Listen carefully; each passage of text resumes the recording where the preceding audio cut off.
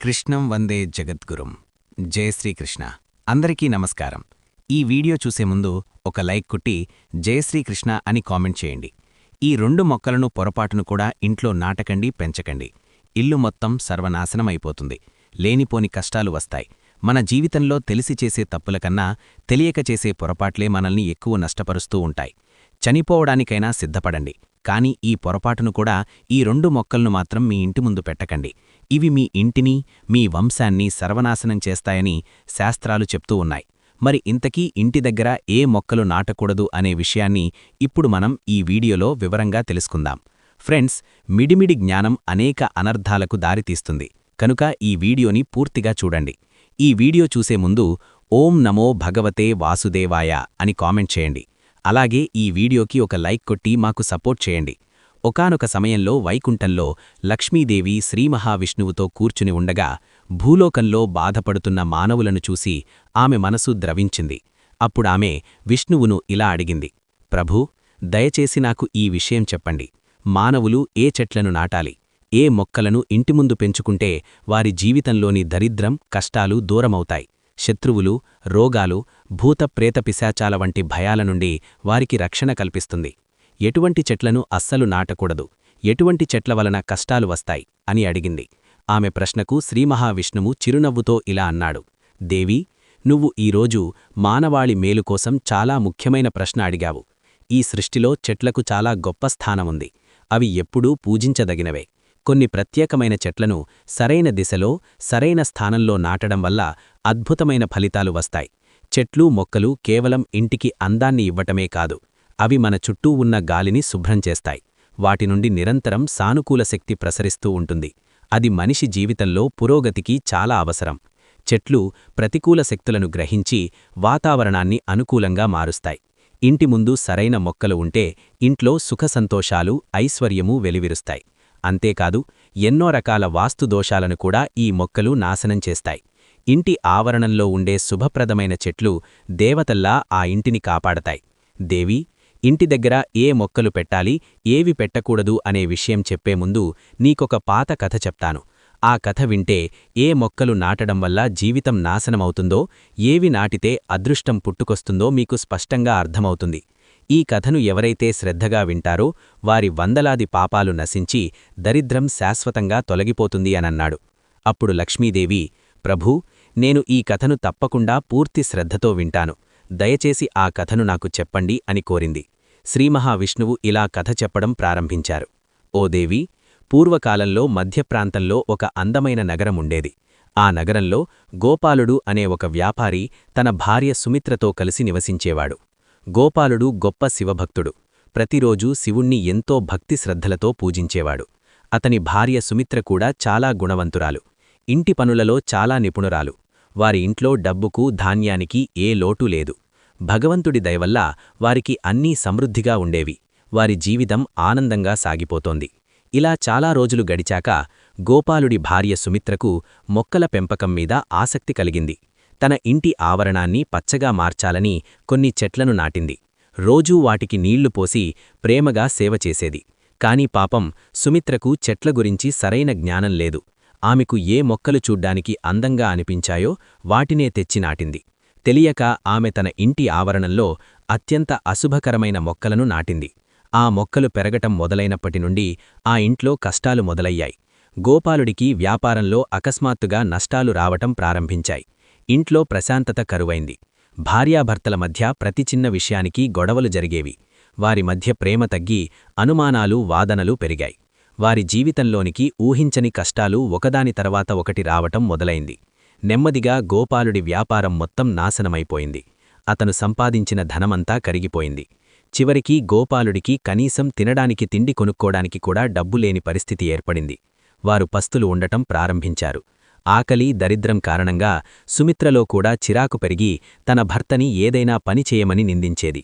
పాపం గోపాలుడు పనికోసం గ్రామంలో ప్రతి ఇంటి తలుపు తట్టాడు. కాని అతనికి ఎక్కడా పని దొరకలేదు. అతను నిరాశతో ఇంటికి తిరిగి వచ్చి తన భార్యతో, ప్రియా, నాకు ఎవ్వరూ పని ఇవ్వటంలేదు. ఇప్పుడు నేను ఎక్కడ పని వెతకాలి అని కన్నీరు పెట్టుకున్నాడు. వారిద్దరూ పూర్తిగా నిరాశలో మునిగిపోయారు. కొత్తగా వ్యాపారం మొదలుపెట్టడానికి వారి దగ్గర ఒక్క పైసా కూడా లేదు. చివరికి గోపాలుడు తన భార్య ఒంటిమీద ఉన్న ఆభరణాలను కూడా అమ్మి ఆ వచ్చిన డబ్బుతో కొన్ని రోజులు కడుపు నింపుకున్నారు. ఇలా తెలియక నాటిన అశుభకరమైన చెట్ల వలన వారి జీవితంలోనికి భయంకరమైన దరిద్రమూ కష్టాలు వచ్చిచేరాయి. కాని ఆ విషయం వారికి తెలియదు. కైలాసంలో ఉన్న పరమేశ్వరుడు, పార్వతీదేవి తమ భక్తుడైన గోపాలుడి ఈ దయనీయ స్థితిని చూస్తున్నారు. అప్పుడు పార్వతీదేవి శివుణ్ణి, ప్రభూ, మీరు మీ భక్తుడికి సహాయం చేయరా? గోపాలుడు మీకు ఎంత గొప్ప భక్తుడో మీకు తెలుసుకదా? ప్రతిరోజూ మిమ్మల్ని పూజిస్తాడు.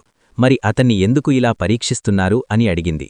అప్పుడు శివుడు, దేవి, నేను ఖచ్చితంగా గోపాలుడికి సహాయం చేస్తాను. కాని ముందు అతని గుణాన్ని పరీక్షించాలి. అందుకే నేను స్వయంగా అతని ఇంటికి వెళ్ళి అతన్ని పరీక్షిస్తాను అని చెప్పి ఒక సాధురూపంలో మారి భూమిమీదకు వచ్చారు. సాధురూపంలో ఉన్న శివయ్య గోపాలుడి ఇంటి ముందుకు వెళ్లి భిక్ష కోసం పిలిచారు. ఇంటి ముందుకు వచ్చిన తేజోవంతుడైన సాధువుని గోపాలుడు నమస్కరించి, సాధు మహారాజా, రండి, ఈ అదృష్టవన్ని ఇంటికి మీకు స్వాగతం. నేను మీకు ఎలా సహాయం చేయగలను అని వినయంగా అడిగాడు. అప్పుడు సాధురూపంలో ఉన్న పరమేశ్వరుడు, నాయనా, నేను తీర్థయాత్రలో ఉన్నాను. విశ్రాంతి తీసుకోవడానికి ఏదైనా చోటు కోసం వెతుకుతున్నాను. నీకు ఇబ్బంది లేకపోతే ఈ రాత్రికి నాకు మీ ఇంట్లో ఆశ్రయం ఇవ్వగలవా? నేను చాలా రోజులుగా ఆకలితో ఉన్నాను. కొంచెం భోజనం పెడితే నీకు పుణ్యముంటుంది అన్నాడు. సాధువు మాటలు విన్న గోపాలుడు, మహాత్మా, మీరు ఖచ్చితంగా పుణ్యాత్ముల్లా కనిపిస్తున్నారు. మీ ముఖంలో ఎంతో తేజస్సు ఉంది. మీకు సేవ చేసే అవకాశం రావటం నా అదృష్టం. దయచేసి లోపలికి రండి అని ఆహ్వానించాడు. గోపాలుడు ఆ సాధువుకు గొప్ప సేవ చేశాడు. కాని అతని ఇంట్లో వండడానికి ఒక్క అన్నం గింజ కూడా లేదు. అప్పుడతను తన భార్యతో, ప్రియా, ఇంటికి వచ్చిన సాధువు మహాపురుషుల్లా ఉన్నారు. మనం ఎలాగైనా ఆయన ఆకలి తీర్చాలి. నేను గ్రామంలోనికి వెళ్ళి ఎవర్నైనా అడిగి కొంచెం డబ్బు అప్పు తీసుకువస్తాను అని చెప్పి గ్రామంలోని ఒక సేటి ఇంటికి వెళ్లాడు. ఆ సేటును కొంచెం డబ్బు అప్పుగా ఇవ్వమని వేడుకున్నాడు. కాని ఆ సేటు, నీ దగ్గర ఒక్క పైసా కూడా లేదు. నా డబ్బు ఎలా తిరిగిస్తావు అని నిరాకరించాడు. అప్పుడు గోపాలుడు, సేటుగారు, దయచేసి కొంచెం డబ్బు ఇవ్వండి. నేను త్వరలోనే తిరిగిస్తాను. ఒకవేళ నేను డబ్బు తిరిగి ఇవ్వకపోతే మీరు నా ఇంటిని తీసుకోండి అని మాట ఇచ్చాడు. గోపాలుడి నిజాయితీకి జాలిపడి ఆ సేటు డబ్బు ఇచ్చి, వ్యాపారి, నువ్వు చెప్పినట్టు డబ్బు తిరిగి ఇవ్వకపోతే నీ ఇంటిని నాకే ఇవ్వాలి అని చెప్పాడు. గోపాలుడు ఆ డబ్బు తీసుకుని పాలు, బియ్యము, కూరగాయలు కొనుక్కుని ఇంటికి వచ్చాడు. అతని భార్య సుమిత్ర వెంటనే వంటచేసి సాధువుకి భక్తితో వడ్డించింది. గోపాలుడి భక్తిని, అతిథి మర్యాదని చూసి ఆ సాధువు చాలా సంతోషించాడు. భోజనమయ్యాక ఆయన గోపాలుడితో, వ్యాపారి, నీ భక్తికి, గౌరవానికి నేను చాలా సంతోషించాను. నీకు ఏమైనా కోరిక ఉంటే కోరుకో, నేను ఖచ్చితంగా నెరవేరుస్తాను అన్నాడు. అప్పుడు గోపాలుడు చేతులు జోడించి, మహాత్మా, మీ ఆశీర్వాదమే మాకు చాలు. కాని నేను మీ నుండి ఒక విషయం తెలుసుకోవాలనుకుంటున్నాను. నేను ఏ పాపం చేయటం వల్ల నాకు ఈ దరిద్రం పట్టుకుంది? మేము ఎంతో భక్తితో పరమేశ్వరుణ్ణి పూజించాము. అయినా మా జీవితంలోనికి ఇంత దరిద్రం ఎందుకు వచ్చింది? దీనికి గల కారణం ఏమిటి? ఈ దరిద్రాన్ని తొలగించుకోవడానికి నేను ఏమి చెయ్యాలి అని అడిగాడు. అప్పుడు ఆ సాధువు నవ్వి, నాయనా, శ్రద్ధగా విను. మీ ఇంటి బావి దగ్గర ఒక పనస చెట్టు నాటు. పనస చెట్టు నాటడం వల్ల వచ్చే పుణ్యం వందలాది యజ్ఞాలు చేసిన దానితో సమానం. ఆ పనస ఆకులు నీటిలో పడినప్పుడు అవి పిండాలుగా మారి పితృదేవతలను తృప్తిపరుస్తాయి. దీనివల్ల అన్ని రకాల పితృదోషాలు తొలగిపోతాయి.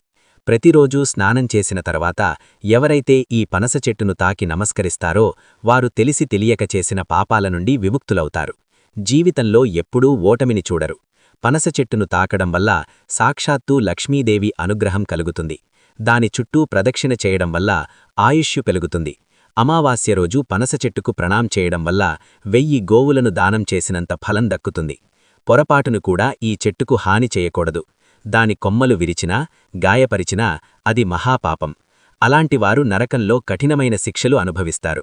రెండవది సాక్షాత్తూ విష్ణుమూర్తికి ప్రాణమైన ఉసిరి చెట్టు. ఉసిరి చెట్టును ఇంటి దగ్గర పెంచడం చాలా మంచిది. ఈ చెట్టు ఫలం అన్ని లోకాల్లో ప్రసిద్ధ చెందినది, పరమ పవిత్రమైనది. ఉసిరి చెట్టును నాటిన స్త్రీ, పురుషులు మరణచక్రం నుండి విముక్తులవుతారు. ఈ పవిత్ర ఫలాన్ని చూడగానే విష్ణుమూర్తి ఎంతో సంతోషిస్తాడు. దీనిని తినటం వల్ల ఆయుష్యు పెరుగుతుంది, సకల పాపాలు నశిస్తాయి. ఉసిరికాయలు నానబెట్టిన నీటిని త్రాగటం వల్ల ఎలాంటి దీర్ఘకాలిక రోగాలైనా నయమవుతాయి. ఆ నీటితో స్నానం చేయటం వల్ల దరిద్రదేవత ఇంటి నుండి పారిపోతుంది. సకల ఐశ్వర్యాలు లభిస్తాయి. ఏ ఇంట్లో అయితే ఉసిరి చెట్టు ఉంటుందో ఆ ఇంట్లోకి భూతప్రేత పిశాచాలు ప్రవేశించలేవు. ఏకాదశి రోజు ఉసిరి చెట్టు కింద దీపం పెట్టి పూజ చేస్తే ప్రపంచంలోని అన్ని పుణ్యతీర్థాలను దర్శించిన దానికంటే గొప్ప ఫలం లభిస్తుంది. ఎవరి ఇంటి ఆవరణలో ఉసిరి చెట్టు ఉంటుందో అక్కడ సాక్షాత్తు లక్ష్మీనారాయణులు కొలువై ఉంటారని శాస్త్రం చెబుతోంది. మూడవది మందార చెట్టు. మందార చెట్టు శోకాన్ని, దుఃఖాన్ని నాశనం చేస్తుంది. ఈ చెట్టులో అప్సరసలు నివసిస్తూ ఉంటారు. ఇది నిరాశను తొలగించి మనసుకు ప్రశాంతతనిస్తుంది. మందార చెట్టును ఇంటి ఆవరణలో నాటడం వల్ల ఇంట్లో సుఖశాంతి, కుటుంబ సభ్యుల మధ్య ప్రేమ వెల్లివిరుస్తాయి. లక్ష్మీదేవి అనుగ్రహం కూడా లభిస్తుంది. అష్టైశ్వర్యాలు సిద్ధిస్తాయి. నాలుగవది వేప చెట్టు. ఈ చెట్టును సాక్షాత్తు ఆరోగ్యప్రదాత అయిన సూర్యదేవుని స్వరూపంగా భావిస్తారు. ఈ చెట్టును ఇంట్లో నాటడం వల్ల సూర్యభగవానుడు సంతోషించి ఆ ఇంట్లో వారికి ఆయురారోగ్యాలను ప్రసాదిస్తాడు. వేప చెట్టు నుండి వచ్చే గాలి అనేక రకాల రోగాలను నయం చేస్తుంది. లక్ష్మీదేవికి వేప ఆకులు, వేప పండ్లు అంటే చాలా ఇష్టం. అందుకే ఆమె వేప చెట్టు ఉన్న ప్రదేశంలో నివసించడానికి ఇష్టపడుతుంది. ఇంటి ముందు వేప చెట్టు నాటడం వల్ల ధన సంపద వృద్ధి చెందుతుంది. ఐదవది బిల్వపత్రం చెట్టు. ఈ చెట్టు సాక్షాత్తు శివపార్వతుల నివాసస్థలం. ఈ చెట్టు కింద కూర్చుని ఒక్కసారి ఓం నమఃశివాయ అని జపించినా అది 1,00,000 సార్లు జపించిన దానితో సమానం. బిల్వ చెట్టు ఉన్న ఇంట్లో ఎప్పుడూ అకాల మరణం సంభవించదు. ఏ స్త్రీ కూడా వైధవ్యాన్ని పొందదు. ఆ ఇంటిని శివపార్వతులు స్వయంగా కాపాడుతూ ఉంటారు. ఆరవది అరటి చెట్టు. ఇది కూడా చాలా శుభప్రదమైనది. బృహస్పతి గ్రహానికి, విష్ణుమూర్తికి ప్రతీక. ఈ చెట్టు ఉన్న ఇంట్లో ఎప్పుడూ ధనానికి, ధాన్యానికి లోటు ఉండదు. ఆ ఇంటి పిల్లలు విద్యలో రాణిస్తారు. ఏడవది పారిజాత మొక్క. ఇది సముద్ర మథనం సమయంలో లక్ష్మీదేవితో పాటు ఉద్భవించింది. ఇది దేవతా మొక్క. దీని పువ్వుల సువాసన ఇంటికి దేవతలను ఆకర్షిస్తుంది. ఈ మొక్క ఉన్న ఇంట్లో లక్ష్మీదేవి స్థిరంగా ఉంటుంది. అలాగే తప్పనిసరిగా తులసి మొక్కను ఇంట్లో పెంచుకోవాలి. తులసి చెట్టు లేని ఇల్లు శ్మశానంతో సమానం. ఇలా చెప్పుకుంటూ పోతే ఎన్నో శుభప్రదమైన చెట్లు ఉన్నాయి. కాని నాయనా, ఇప్పుడు నేను చెప్పబోయేది నీ జీవితాన్ని, నీ వంశాన్ని నాశనం చేసే 2 మహాప్రమాదకరమైన మొక్కల గురించి. చనిపోవడానికైనా సిద్ధపడాలి కాని వీటిని మాత్రం ఇంటి దరిదాపుల్లోనికి కూడా రానివ్వకూడదు. ఈ మొక్కలను పొరపాటున కూడా ఇంటి దగ్గర నాటకూడదు. వాటిలో మొదటిది, అత్యంత భయంకరమైనది తాండ్ర చెట్టు. ఈ చెట్టును పొరపాటున కూడా ఇంటి ఆవరణలో నాటకూడదు. ఈ చెట్టు ఒక అయస్కాంతంలా పనిచేసి గాలిలో తిరిగే అత్యంత క్రూరమైన భూత ప్రేత పిశాచి గణాలను ఆకర్షిస్తుంది. అవి ఈ చెట్టుపై నివాసం ఏర్పరచుకొని ఆ ఇంటి సభ్యులపై తమ ప్రభావాన్ని చూపడం మొదలుపెడతాయి. మొదట ఇంట్లో వారికి పీడకలలు వస్తాయి. తర్వాత ఒంటరిగా ఉన్నప్పుడు ఎవరో తమను గమనిస్తున్నట్లుగా భయం కలుగుతుంది. నెమ్మదిగా ఆ ఇంటి సభ్యుల మానసిక స్థితి దెబ్బతింటుంది. ఒకరిపై ఒకరికి అనుమానాలు, ద్వేషము పెరుగుతాయి. ఆ ఇంట్లో ఎప్పుడూ ఎవరో ఒకరు అనారోగ్యంతో బాధపడుతూనే ఉంటారు. ఎంత వైద్యం చేసినా రోగం నయం కాదు. ఎందుకంటే ఆ దుష్టశక్తులు ఆ ఇంటి సభ్యుల జీవశక్తిని నెమ్మదిగా పీల్చేస్తాయి. చివరికి ఆ కుటుంబం ఆర్థికంగా, మానసికంగా, శారీరకంగా పూర్తిగా నాశనమై అనాథను చేసే స్థాయికి వస్తుంది. అందుకే ఈ చెట్టును భూతవృక్షం అంటారు. కాబట్టి పొరపాటున కూడా తాండ్ర చెట్టును ఇంటి వద్ద పెంచవద్దు. పొరపాటున అది మొలకెత్తితే పీకి పారేయండి. రెండవది, వంశనాశనాన్ని కలిగించే తాటి చెట్టు. ఈ చెట్టును ఇంటి దగ్గర నాటడం వల్ల సంతానం నశిస్తుంది. ఈ చెట్టు పొడవుగా, ఒంటరిగా ఉంటుంది. దాని స్వభావంలాగే అది ఉన్న ఇంట్లోని వారిని కూడా ఒంటరి వారిని చేసేస్తుంది. ఈ చెట్టు భూమి నుండి ఒక రకమైన ప్రతికూల శక్తిని గ్రహించి ఇంటిపైకి ప్రసరింపజేస్తుంది. ఆ శక్తి నేరుగా ఆ ఇంటి వంశంపై అంటే సంతానంపై ప్రభావం చూపుతుంది. ఆ ఇంట్లో సంతానం కలగకపోవడం, గర్భస్రావాలు జరగడం, లేదా పుట్టిన పిల్లలు వంశానికి చెడ్డ పేరు తీసుకురావడం, దుర్మార్గులుగా మారడం వంటివి జరుగుతాయి. తాటి చెట్టు నీడ ఇంటిపై పడితే ఆ ఇంటి పురోగతి పూర్తిగా ఆగిపోతుంది. అందుకే తాటి చెట్టు నాటినవాడు వంశానికి తలకొరివి పెట్టినవాడే అని పెద్దలంటారు. కనుక ఎవ్వరూ ఇంటి వద్ద తాటి చెట్టును పెంచవద్దు. పొరపాటున అది మొలకెత్తితే పీకి పారేయండి. అలాగే ఇంటి ముందు ఎప్పుడూ జమ్మి చెట్టు నాటకూడదు. దీన్ని నాటడం వల్ల విపత్తులు వస్తాయి. ఇంటి ముందు రేగి చెట్టు కూడా నాటకూడదు. దీన్ని నాటడం వల్ల నకారాత్మకత పెరిగిపోతుంది. ధనం నాశనమవుతుంది. కష్టాలు వస్తాయి. ఇంటి దగ్గర అంటే ప్రహరీ గోడల లోపల మామిడి చెట్టు కూడా నాటకూడదు. ఈ చెట్టు నీడ ఇంటిపై పడితే అశుభ ఫలాలు కలుగుతాయి. అందుకే ఈ చెట్టుని ఇంటికి దూరంగా నాటాలి. అలాగే ఇంటి ముందు బొప్పాయి చెట్టు నాటకూడదు. ఈ చెట్టును నాటడం వల్ల ధనం నాశనమవుతుంది, దరిద్రం వస్తుంది. కానీ చాలామంది తెలియక బొప్పాయి పండ్ల కోసం బొప్పాయి చెట్లను ఇంటి దగ్గర పెంచుకుంటూ ఉంటారు. కానీ అది మీ ఇంటికి అసలు మంచిది కాదు. కనుక మీ ఇంటి దగ్గర బొప్పాయి చెట్లు ఉంటే వాటిని వెంటనే తీసిపారేయండి. అలాగే మర్రి చెట్టు ఇంటి తూర్పు దిశలో ఉంటే ఇంట్లో దరిద్రం వస్తుంది. మేడి చెట్టు ఇంటి పడమర దిశలో ఉంటే ఇంట్లో శోక వాతావరణం ఉంటుంది. అలాగే ఎడారి మొక్కలు కూడా ఇంట్లో నాటకూడదు. కలబంద తప్ప మిగిలిన ఏ ఎడారి మొక్కను ఇంట్లో నాటకూడదు. అంటే బ్రహ్మజముడు, నాగజముడు, డ్రాగన్ ఫ్రూట్స్ ప్లాంట్, బ్రహ్మకమలం లాంటి చెట్లు ఇంట్లో పెంచరాదు. ఈ మొక్కల్లో ముళ్ళు, మందపాటి కాండం ఉంటాయి. నీరు, తేమను సంగ్రహించడానికి అనుకూలంగా ఉంటాయి. కానీ వీటి స్వభావం శుభమైనది కాదు. కనుక ఎడారి మొక్కలను ఇంట్లో పెంచుకోకూడదు అని సాధు మహాత్మ గోపాలుడితో చెప్పి, వ్యాపారి గోపాల, నేను నీకు ఈ శుభ అశుభ చెట్ల గురించి చెప్పాను. మీ ఇంట్లో మీ ఆవిడ ఎడారి మొక్కలను, అలాగే రేగి చెట్టును నాటింది. అందుకే మీకు దరిద్రం పట్టింది. నువ్వు ఆ చెట్లను పీకేసి శుభప్రదమైన చెట్లను నాటి దేవుని దయ పొందు అని పలికాడు. అప్పుడు గోపాలుడు, ఓ మహాత్మా, మీరు ఈరోజు నాకు గొప్ప జ్ఞానమిచ్చారు. నేను నీకు ధన్యవాదాలు చెప్తున్నాను అన్నాడు. ఇంతలో సాధురూపంలో ఉన్న శివయ్య గోపాలుడికి ఆశీర్వాదమిచ్చి ఆ చోటి నుండి మాయమైపోయాడు. సాధు మహాత్మా అకస్మాత్తుగా అదృశ్యమవటం చూసి గోపాలుడికి, అతని భార్యకు ఆశ్చర్యం కలిగింది. అప్పుడు వారికి అర్థమయింది, సాక్షాత్తు శివయ్య తమ ఇంటికి వచ్చారు అని.